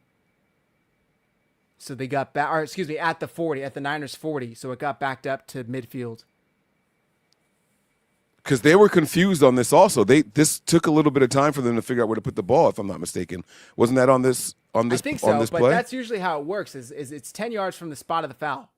So it happened at the Niners 40. So you back them up 10 yards. You kind of throw away the return. It doesn't matter. Where the holding happened was at the Niners 40-yard line. So it's 10 yards back from there. If he had have done a fair catch at the 50, that's a good question. do they back it up 10? I'm just kidding. I think so. I still think so, yeah. Okay, so if he did do a fair catch, because he had a decent return. He got to the 30-something, right? You said 37 or something like that, 39? Yeah, Niners 37-yard line. So he had a decent return. That's a 13-yard return, right? That's a 13-yard return. Like he caught it at the Rams 47. So I thought he got it at the 50. Okay. So then, okay. All right. Yeah, so, all right, I get it. I guess it does help overall. I really wish that it was a fair catch, but, I digress. So the Rams take over midfield. Incomplete deep pass to Nakua, and boy, was that close. Who else but Lenore broke that up with his hand? Mike, I don't know if you remember that play, but deep pass. I do. Just and barely. The commentator said that wasn't even Lenore's guy. Lenore was on Adams, saw the play and dropped back. I don't know if you remember, but the safe, who was it? Who was it that was on Nakua? Siegel, I'm pretty sure. Siegel was behind him. He was behind him. That was the game right there. If Lenore doesn't drop back and release off of Adams, that's game. Damn. That's game. So like Walk-off what a touchdown. heads up. Yes, what a heads up play by Diamador Lenore right there to keep the Niners in it. That play is so underrated, man, because that was not his assignment. That was not his guy, and he went out there and made a play. What the fuck was Siegel do? I don't ever want to see Siegel in coverage. I said it. I say it all the time. I've been saying it all year long, right? When the quarterbacks throw the deep one and it's a safety back there, it's not good. It is not good. Right. So it's been ugly. We got a super chat from Dutch 3K5. Do we make a play for Hendrickson, even if it's 1 year? I promise you we'll get to this. We're just almost done with the recap. Oh, sorry. That's okay. That's okay. So 2nd and 10, incomplete pass deep down the field to Devontae Adams. 3rd and 10, Stafford hits Williams for 7 yards. It's 4th and 3. I'm thinking, oh my God, we just got to get one more stop and the game is over. The game is over. And we get another one of those fucking rubber routes just about. It's not quite to the same extent, but from what I remember, Devontae kind of goes in and shields Williams, who's underneath him, more infield. Williams is wide open across the middle of the field for 13 yards when they only needed 3. So then, do you have something to say? Another one of those stupid pick plays, like that they just refuse to call all night long. I'd never seen it happen like this before. This was his 3rd time doing it. It seems like that's what Adams' job was. Right. Like I think they use that veteran, high respected number 1 wide receiver in the NFL for however many years, right? Like he's not going to make those kind of mistakes. If he's running a route, it's got to be a real route. Like he had never been used that way, so why would he be used that way now? That's McVay though. McVay is a clever, crafty mofo. Yep. Not for nothing. I love it. Yeah. I love it when you're, I love it. So McVay was in his bag also. I know that, those second half adjustments by the Rams and their offense, A1. Yep. I agree, unfortunately. So it is now, they spiked the ball at the 49ers 30 with 13 seconds left. Remember, they don't have any timeouts. Niners take their last timeout with 12 seconds left. And 2nd and 10, incomplete pass to Adams, deep. 3rd and 10 with 2 seconds left. The Rams are forced to kick the field goal, and it's good. 48-yard. I'm thinking they're going to block it, and they almost did. Or he almost missed it. I forget which one this is. I think he almost missed it. Yeah, because this is the last point they scored. But it was going right, and then it was kind of centered back out. So 23-23, and they kicked the ball off, and Sky Moore suddenly has like a 38-yard return. It's like, where the hell is this shit? Maybe the Rams didn't care because the time was over, right? But 38-yard return, doesn't matter. Go to overtime. We go to overtime, and the Rams win the coin toss. Of course, they want to start on defense. By the way, I don't know if you saw what happened in the confusion here. The refs fucked the Niners again with the coin toss. Now, yeah, we lost. And by the way, that's shame on Fred. Stop calling tail or heads. Heads. I've heard Fred Warner say tails never fails. I've heard him say that. So why did he call heads? I don't know. But aside from that, so the Rams win the coin toss, and Matt Stafford says defer. Right, which you can't. And so the refs are like, dude, you need to make a decision here. Like they coach him into what to like. Right. Never mind, man. No, it's like I just couldn't believe it. I couldn't believe what I was seeing. I couldn't believe what I was seeing. On top of that, they don't even ask which way the Niners want to go. So then they had lined up to kick it, and then they literally had to switch it because they were like, "Oh, we didn't ask. Sorry about that." And so during all this, I'm pissed. I'm fuming. I'm like, they're helping them with the decision to make and blah blah blah blah blah, right? Because normally when a team says defer, they kick off. Yeah, they kick off. We would have deferred to the second half. We want to receive the ball in the second half. So that means they're about to kick. So I'm thinking this is great because this is what we wanted, right? Like that. Oh, he's going on defense right now. Like that's what we want. Like that's great. Right? No, wrong. So then they line up and they switch to fields, and I'm like, oh my God, like they're screwing us. But little did I know that this kickoff was going to be beneficial for the Niners. So go ahead. I'm sorry. No, you're good. So we got a super chat here before I get it. Dutch 3K5. What's crazy is we have 0 INTs this year, but still dominating.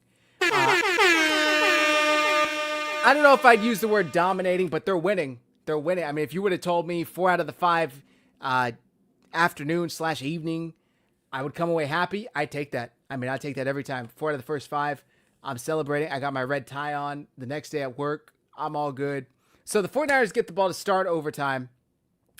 And wouldn't you know it, Cardi's little bitch ass tries that little dirty ball, and it doesn't get to the landing zone. Like, the worst time for that to happen. And they get the ball, they being the Niners, at the 40 to start the drive. They just have to go 60 yards to get into the end zone. Now, remember, new overtime rules. Both teams get a chance at it no matter what. The 49ers could not end it with a touchdown. The Rams were getting a touch at it no matter what. So, 1st and 10 from You're the 40. thinking, I just want you to know, you're thinking just 60 yards for the end zone.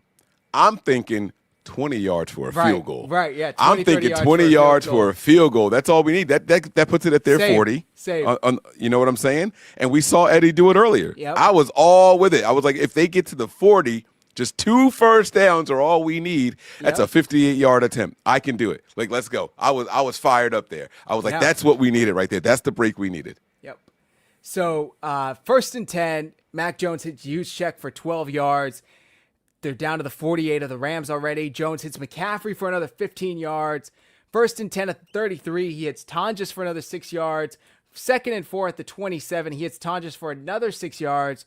1st and 10, he hits McCaffrey for 7 yards. And then we start going backwards. 2nd and 3 at the 14. Sacked for 9-yard loss. 3rd and 12 at the 23. Incomplete pass to Tonjes as he's getting pressured. Eddie comes out for a 41-yard field goal. And again, not only just barely, he doinks it, but he doinks it inward. It's the good doink, not the bad doink. Doinks it inward, and it's good. I mean, I love how hyped Eddie gets after these kicks, by the way. He's over there fucking talking shit. And he's like, yeah, fuck this shit. Fuck that shit. Like, he's cursing, and they got it on camera. They were like, okay, we know what he's saying. Right. Like, it was great. It was great. And I love seeing passion from skill, like from special teamers, right? Whether it's a punter or a kicker, I love seeing those guys fired up because they don't get many moments to do that. No. They don't. Go ahead. Go. No, I was going to say, it's cool if you get the walk-off win like he did a couple weeks ago and they hoist him up and all that stuff. That game wasn't over. He was firing up the defense. All right, I got y'all. Like, let's go. Fuck them. We could do this. He's firing up the defense now because they get a possession still. Right. Yeah. They're coming back out. He's firing up the defense. If that little dude can get that fired up, what is that? That energy in that moment is infectious. Hey, don't hold your heads because we stalled out on offense. I got y'all. This is what you brought me in for. Fuck them. Let's go get it. Yeah. I was fired up, man. I was fired up, bro. And not only that, but like, he knows the history. He knows why he was brought in because Moody wasn't hidden. But how many teams are like looking for a new kicker and give you a shot? Like, almost none. Even the bad kickers, teams will stick with to try and work through. Cardi's having a ton of struggles. The Rams are going to stick by him. It took the Niners a year and a half of Moody being a piece of shit kicker before they finally moved off of him. So he has a huge opportunity here, and he's so excited and so like he just seems so grateful for it, and he's making the most of it. I couldn't be happier for him. Yeah, and he is living up to what he said. I don't know if you remember when we acquired him. He said it was between Atlanta and the 49ers. He said, I wanted to go somewhere I was going to win games. To win. And I'll be damned if he hasn't done it. He himself has won the Niners 2 or 3 games already this year. So kudos to him, man. Good job, Eddie. He was 4 for 4 last night, including a career long for 59. Yep. So kudos to him, man. I love it. Absolutely love it. So they get the field goal. It's 26-23. Rams get the ball, start at their own 33. Stafford hits Nakua for 9 yards. Stafford hits Atwell for 38 yards. I forget who was in coverage here. I want to say Siegel, if my memory serves correctly, but they're all the way down to the Niners 20. Like, literally 3 plays. 3 plays, and they're down to the Niners 20-yard line. Excuse me. And I'm thinking, oh boy, here we go. Incomplete pass to Tutu Atwell. I think he was going for the kill shot. Incomplete. Matt Stafford to Kyron Williams for 4 yards. And on 3rd and 6, he hears Williams for 5 yards. But he needed 6. And he threw this ball kind of down to the ground. I think Williams has a chance to get the first down if Matt Stafford throws him a better ball. To be fair, I think he was trying to protect Williams from getting hit over the middle. But D. Winters gets the stop. and it's 4th and 1 at the Niners' 11-yard line. And this process took 4 minutes. Rams come out, show what they're going to do. Niners take a timeout. Both teams come out. Rams try and get them to jump off sides. Nobody jumps. Rams take a timeout. And when they took a timeout, I text the group chat, and I'm like, I knew those bitches weren't going to snap it. Like, they're just going to kick the field goal, and we're going to go from here. I was wrong. They come back out a third time, and they snapped the ball, Mike. They snapped the ball, hand off to Kyren Williams. Boy, genius Sean McVay, his best play on 4th and 1 with the game on the line is let me run it right up the middle. To be fair, the Rams had one run all game long that did not gain any yards. And it was this one. It was this one on 4th and 1, baby. It was this one on 4th and 1. And who else but Lucas and Siegel and Collins and Williams and Lenore team up. And Warner Team up to stop Kyren Williams at the line of scrimmage. Woo! Bro. How you feeling, Mike? Vindicated, happy, relieved. My wife comes out to yell at me, babe, do you know what time it is? We got work in the morning. The kids have school. And I'm like, I haven't even started my overreaction show yet, babe. Dude. Like, I'm sorry. Like, it's going to be bad. It's going to be bad. So, I mean, oh, man, what a feeling, man. A hard-fought battle, literally down to the last second, right? And, you know, the best part of this whole thing was that the Niners, things that were going well for the Niners all season long, it took a flip. The penalties in the second half, right? You know, Robert Saleh has been the second half guru almost that has kept the Niners in games and won games for them in the second half, his second half adjustments. And it was the exact opposite in this game. I don't know if you want to chalk it up to Thursday Night Football. I said it in the halftime show. I said, if you guys think for a second that McVay and those guys are done, they're going to make some adjustments. But I said, I think it's going to be neutralized because so is Robert Saleh. I think Robert Saleh finally went into halftime this year and was like, I've been doing such a good job. We're going to keep doing what we're doing. It's working. And he didn't make the second half adjustments I wanted to see. I hated when they started running zone. I saw so much zone. And you have those guys, Puka Nacua and Devontae Adams out there and a shifty Atwell. And you have that veteran quarterback in Matt Stafford. You can't play zone on these guys all second half. They're going to pick you apart. No. They're going to pick you apart. I didn't understand what he was doing here. Like this, how I started the game, right? Like this secondary for the 49ers is built for man-to-man against these receivers. Like that's what they're built for here. You got to do it. You can't keep running zone out there. And we did it, and it failed. And we did it, and it failed. We did it, and it failed. It just too many times over and over.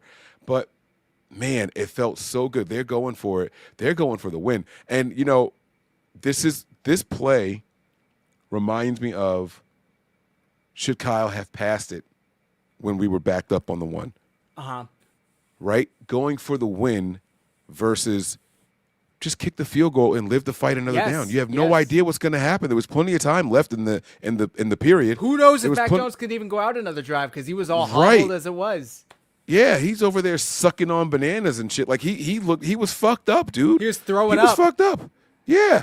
Like this guy was fucked and you go for it? Like that's when you decide to do it there? Like, and I get it, like, you know, your kicker hasn't had a good night. He's missed 2 kicks so far. That was my thought. I think Sean McVay, sorry to cut you off, please. No, that's good. Go. No, it's yours. Go. My thought was I think Sean McVay literally had that, like, that's so Raven vision of the future of Cardi going out there and a kick getting blocked at the end for the second time in 3 weeks. And I think he thought, fuck that. I'm winning this on my offense. But the mistake he made was not putting the ball in his Hall of Fame quarterback to win it. You have Stafford, Nacua, Adams, and Atwell. The Niners were struggling to guard all night. If they split that bitch out, they probably win the game. I mean, the Niners just simply did not have the men to cover, the talent to cover. They were outmatched. But for some reason, his best play call was to run it right up the middle where the 49ers have their biggest and, you know, most talented players that are healthy, I should say. You got Collins, Michael Williams, and behind them, Warner and Winters. And behind them, you got Siegel and Stout and Lenore And the 49ers basically rolled out their goal line defense on this 4th and 1, and it worked. And it worked. And here's the best part of it all, right? The Rams run out there. The Niners see the formation, and they call a timeout. Hey, defenders, catch your breath here. Catch your breath, right? Yep. And then Sean McVay runs his team back out there. And I'm like, he's just going to get us to jump. Don't jump. Don't jump. And you see Fred Warner run to the line. He puts his hands Right, up. right. I didn't. I was looking at his toes. I'm like, you better not have been offside, you motherfucker. And then it's a timeout by them. Hey, defense, catch your breath. Guys, I'm telling you that the stars aligned perfectly. I don't think that we get that stop. Like you said, all night long, they didn't have a run that didn't gain at least 1 yard. No. All night long. But you know what else didn't happen all night long? The Niners defensive line didn't have 2 timeouts of gathering themselves and getting their stamina, saving their strength to stop a 1 yard run all night long. It took everything happening in that specific sequence for that moment to take place, man. I absolutely loved it. 100% It was amazing. Loved it, man. It was amazing. Yes. And just shout out to the rookies really coming up big. You got Siegel, Alfred Collins, Mike Williams. I mean, if you look at that 4th down play, literally all of the rookies are in on it, right? Collins and Mike Hill get the initial stop. Siegel comes blasting from behind to get that secondary thump. Lenore's running around the edge to pull Williams down. It was just an amazing play. Just an amazing play, all-out team effort, and you love to see it. This team feels like a team of destiny. I mean, I don't know. 4 out of 5, every single game has been one score, Mike. Every single game has come down to the last drive, no matter who has the ball. The 49ers are they're finding ways to win these games that they're not supposed to win with their backup players, with their young rookies, with their injured backup players, on the road, on a short week. It doesn't fucking matter. They were 8.5-point dogs last night, and they won. Like, it's just, it's insane. It's absolutely insane. And I think that a lot of people were ready to punt on the season after the Jags game and all the injuries, and they were, like they weren't 3-1. They're right in it. I mean, in my opinion, they're as good as, they're in the top tier of the NFC. I think they can hang with anyone in the NFC on their good days. So maybe that's the bias in me talking, but credit to Mac Jones because hell of a performance. Yeah, absolutely. And that last super chat by Nigel that just popped up there, I'm going to give you the ching there, right, Nigel? I started my pregame show singing, I got a feeling, ooh, that tonight's going to be. And that was all because of my daughter. My daughter came to me. I was like, it's going to be a good day. It's going to be a good day. And then she starts singing the song. She's like, Dad, you should play that song when the game starts. And I said, you know what, baby, I will. And as soon as I went to Patreon, I played that song, and then I got another song, my other theme song, Bodies by Offset, is my theme for the Niners this year. So, like, that was like my get gritty, oh, man. So, I started with Black Eyed Peas, and I took that into the pregame show, and it just – that energy, it just carried through. There were so many times, so many opportunities for the 49er fans to get demoralized before the game even started, right? 8.5-point dogs. Yeah. Vegas said, yeah, right? Like 8.5-point dogs, and we go out there and we win it outright. Forget covering the spread. We won outright, guys. And it took everything. It took, I'm talking about wide receivers 4, 5, and 6 on the roster, not 1, 2, and 3. 1, 2, and 3 are out. Tight end 1, out. Guard 1, out, right? The offense, that's 1, 2, 3, 4, and 5. That's 5 starters on your offense not playing against supposedly your toughest opponent all season long. And we go to their house on a short week, so we really only got 2 days to practice for this game. We got 2 days because one day you got to spend traveling. Yep. And we get the win. Yep. Oh, man, what a feeling. What a feeling, man. Oh, man, I love it. I absolutely love it. It sucks that I don't get to see the 49ers on Sunday. I'm a little sad about it. I'm not going to lie to you. I'm a little sad about it, but our team deserves this rest right now. Yes, they get deserve healthy. to sit back. Yes, they deserve to sit back and get healthy. We got to get Purdy back out there. We got to get them healthy, man. You know what I'm saying? And it's cool. And so there was a comment earlier. You said we're going to get back to it. You said, your dog of the game. Oh, dog of the game, yes. And this one. This was another one. So you got it on the screen. We might as well go here. Oh, there you go. There you go. All right. So this is his second super chat. When we do my shows, the second super chat gets a bomb sound. Thank you. All right. He says, "Who is your dog of the game?" And he says, "Play the remix." That's something for me to do. So he's asking you, who is your dog of the game? You know, it's easy to go with the easy answers, but I think I'm going to go with Renardo Green. He had a hell of a job assigned to him, hell of a task in front of him. Diamador Lenore would probably be the top answer, but I'm going to give Green some love. Having to hold down the other side of the field, I think he did a pretty good job. I mean, I saw a stat. Let me see if I could find it here. I don't even remember like being upset with him. So he must have had a decent game. Now that I think about it, I didn't even consider him. Yeah. He was targeted 9 times and only gave up 34 yards. Wow. Yeah. All right. Yeah. Can I play it? I play it? Yes, please. Can I pick that dog? Can I pick that dog? Can I pick that dog? Pick that dog? Can I work that dog? Now, I have to honor the request by Nigel also. So sorry, I can't do the whole full remix, but Can I pick that dog? No. Can I pick that dog? No. Can I pick that dog? No. Faithful, turn up a little bit, baby. Hey!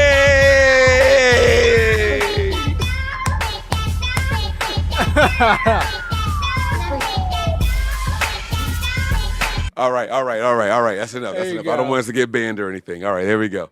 And by the way, I got flagged for a lot of stuff on my overreaction show. This was not one of them. So I think this song is legal to use. So, Okay. all right. All right. Just so you guys know. Who's your legal. dog? Who's your dog? I'm sure you gave it out already. Yeah, I had a lot of different people that I wanted to give credit to. The kicker, Eddie Pinheiro, right? Oh, like he has got to great. be at the top of the list right there. Mac Jones for toughing it out, man. I mean, this guy was on the ground True. wincing and working on one arm, working on the opposite leg. I mean, the brace and all the stuff that was going on with him. You got to love Collins going out there and getting the punch out. Christian McCaffrey, you're not getting it done on the ground. I will challenge you guys by air. All right, fine. If I can't do it by land, I'll do it by air, right? Like, let's go, right? Like Christian McCaffrey, while a lot of people are saying, oh, he doesn't have it anymore, I'll be damned. Christian McCaffrey is still going out there getting 15 to 20 touches a game, and he is looking for more. He's looking for more. Christian McCaffrey is touching the ball so much that people are saying, why do we even trade for Robinson? Like, it's a thing now. People are now all of us, a trade that we celebrated. Yeah. Right? We celebrated this trade, and they're like, why? We wasted a pick. We could have used that on the edge rusher. Well, first of all, the trade happened before Bosa went down, right? So, like, let's pump the brakes and not do that, right? But, like, I mean, he's doing his thing out there, Christian McCaffrey. And Kyle for calling out the right plays. And this is something, and I want to transition to with you here. I've seen a lot of people – listen, the national media is going to start trying to create a quarterback controversy. I want to be clear and go on the record here. There is no quarterback controversy. This is Brock Purdy's team, guys. All right? Now, I understand that Brock Purdy is 1-1 on the season and Mac Jones is 3-0, right? That's circumstantial, though. We have to realize we got to put that into a box, right? And I've heard people, I've been watching other shows and everything, and people are like, it's all good. Kyle's just calling a different game for Purdy. I don't know why he's not calling the same plays for Purdy that he's calling for Mac Jones, right? And I can tell you guys why. Because Purdy's been in the system for 5 years. The plays should be different for Brock Purdy. They should be. I think Kyle should trust his starter a little bit more than he trusts the guy that he's only had here for 3 or 4 months, right? Maybe I'm wrong, Zach, and you cut me off at any point that you want to disagree with me here. Yeah. But it should look different. It should look vanilla. It should look safer for the backup quarterback. Forget the name for just 1 second. Forget the records for just 1 second. When your backup comes in, you got to throw out the advanced shit. You got to throw it all out. And you got to go a little bit more vanilla. You got to go a little safer. You got to go with some stuff that this guy, you got to start making plays that he's comfortable with from while he was with New England and while he was with Jacksonville. You got to start implementing that into your system. That's the challenge for Kyle. It's not, hey, how quickly can you do what my playbook is? It's how can I put you in position to succeed in a way that you're comfortable? So we can't be mad at Kyle for changing up the way that he's calling these plays. They should be quick hitters, right? Brock Purdy is a more athletic, more scrambling type quarterback. He can move. He can get outside the pocket and make throws across his body, where with other quarterbacks, you can be like, no, that's not it. That's not it. With Brock Purdy, you're like, oh, he does that regularly, right? That's Brock Purdy's thing. I don't want to see Mac Jones ever do that. So we can't kill Kyle for changing up the way that he's calling those plays. Don't let the media, the national media, divide this fan base.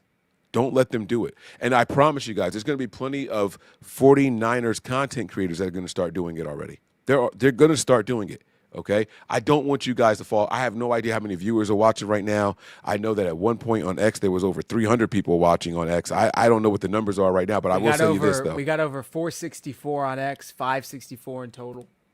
There you go. So, I mean, look, guys, don't cause division. Right? We should be celebrating this team, right? We cheer for this. We cheer for the logo. This is what we cheer for right here. Whoever the players are, we're going to applaud them, right? We're going to celebrate these guys. We can not be happy with some performances. We can have some critiques and some criticisms, but we're not going to create division here, right? We're at top of the NFC West, and we've done this with one win by our starting quarterback. We've done this without George Kittle, without Pearsall, without Jennings, right? We've done this without Brandon Ayuk. Don't cause division when we should be uniting right now. This is our time to puff our chest out. What we should be saying is, oh, the Niners haven't played anybody. Yeah, and we haven't been able to play anybody because all of our people that we want to play and put on the field are on the sidelines. Right. Those guys are in IR and recovering and on PUP, and those guys are all sidelined, right? So this team is doing exactly what they're supposed to be doing. They have already exceeded everybody's expectations. Nobody. If you went through this list of injuries week one and said, you're going to miss this guy, that guy for these games and no Bosa, blah, blah, blah. If you put that list out and say, how many games did the Niners win? Nobody's going to say through 5 games the Niners are 4-1. Nobody's going to say that we were one drive away from being 5-0. Nobody. No, not the most optimistic 49ers fan in the world. I don't care how weak our schedule looks. We've played 3 division opponents in our first 5 games, and we are 3-0 in those games, guys. That deserves applause, not division. Do not be this divided fan base. That's what they want us to do. They want us to tear each other apart. They want to see us ripping each other apart, and the national media is going to go ahead and eat that up. No, we're going to unite. Whatever quarterback is under center, that's who we're going to support. That's how it's supposed to be. No Nick Bosa, no problem. We're going to find ways to win. Now, do they need help on the defensive line? Yes, they do. And let's not make any mistake about it. 1 sack, opening drive, and never to be seen again. No pressure. That's still a problem. Even when they blitzed, they couldn't get pressure. Exactly. It is a problem indeed. So let's not act like everything is going our way and everything. There's a reason the Niners haven't won any of these games by multiple scores. Yeah. Every single game has been a 1-score game. Zach mentioned it earlier. So let's unite. Let's rally the troops. Let this be our sounding board. Let this be our, this is where we take off now. We're just getting started. The reserves start coming back after this week, guys. This is when we start to turn it up a little bit. So let's go. Let's reel it in. Let's batten down the hatches. Let's go. It's time. This is when we turn up, faithful. Big Daddy, we did talk about Sean McVay wasting time to track down the refs. No red flag thrown. Talked about it earlier. Complete BS. Should have been a penalty, but they just let him do whatever he wants. Yeah, I'm not going to get into the Brock back thing because I feel like we could spend a lot of time on that, and it's getting late here. I'm sure it's late for you, Mike. But the last thing I want to talk about, and we can wrap up, is I feel like this win earned the 49ers the right, the gall. I don't know what word I'm looking for, but the motivation and the reason to go out and trade for a pass rusher. I think if they lose last night, John Lynch is a lot less likely to say, you know what, I don't think this season's going anywhere, or a lot more likely, I should say, the season's not going anywhere. I'm not going to waste resources on a pass rusher, especially an older one like a Trey Hendrickson. But now that they won, they're 3-0 in the division at the top. They get 10 days to rest, 4-1 on the year. I think they proved their point. Go and get a pass rusher to help this defense, because the Achilles heel was the pressure, the lack of it, I should say. They got to Stafford once on a blitz. in like the first quarter. I think the first drive, and that was it. He had all day to pick them apart. Aside from that, now were the Rams' offensive line holding? Yes, but they didn't call it. It is what it is. Still, you got to get some help. So that's my take on this. Mike, I noticed you said no when the super chat came in, and I'm just curious why you don't think. Is it Hendrickson specifically? Yes, yeah. It was very specific for Hendrickson, and it's not that I don't think he could be a contributor here or anything like that. I would like the Niners to go out and trade for someone that we have the option of extending, and I don't want a 31, I believe. Mm-hmm. Yep. I believe he's 31, and it's not that that's old, by the way. We've seen pass rushers play good for up to 35 years, right? So, 35 years old, and that's fine.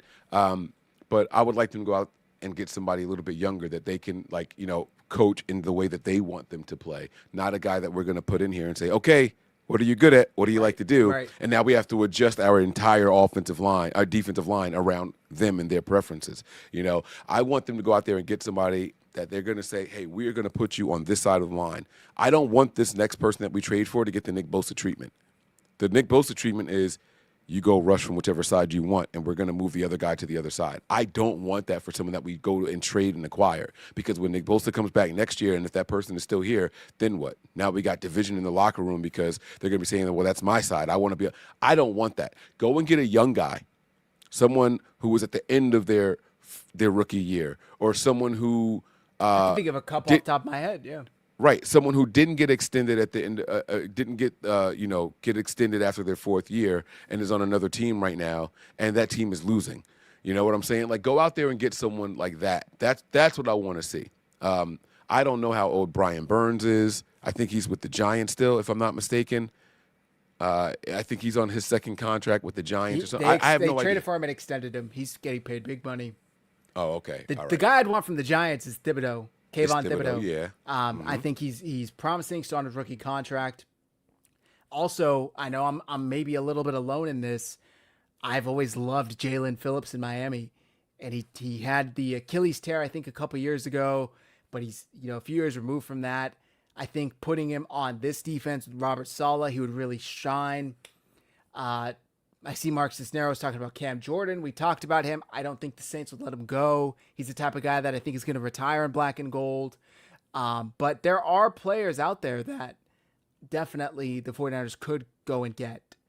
I didn't hear the report that since he called the 49ers and asked if Mac was available, I didn't see anything about that. Who knows? It's possible. I think they're comfortable with Jake Browning.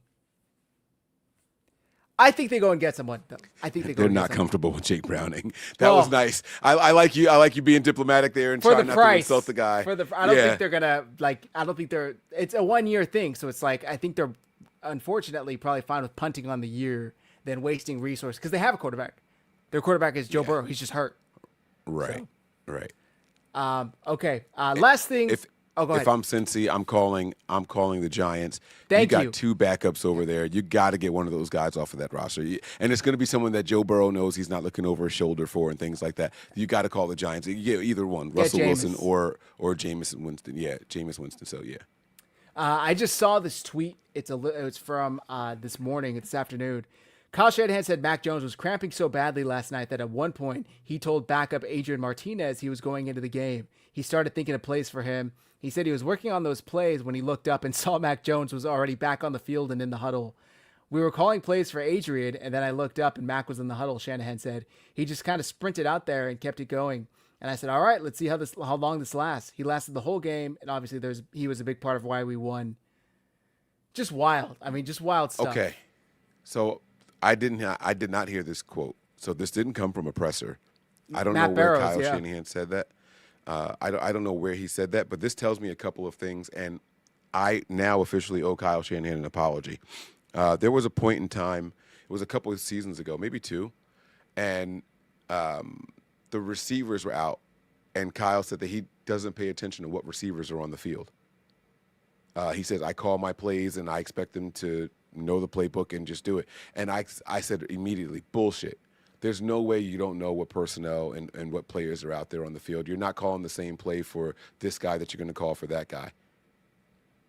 If Kyle didn't know what quarterback was out there, he said he looks up after calling plays and realized that Mac Jones was still out there, I owe him an apology.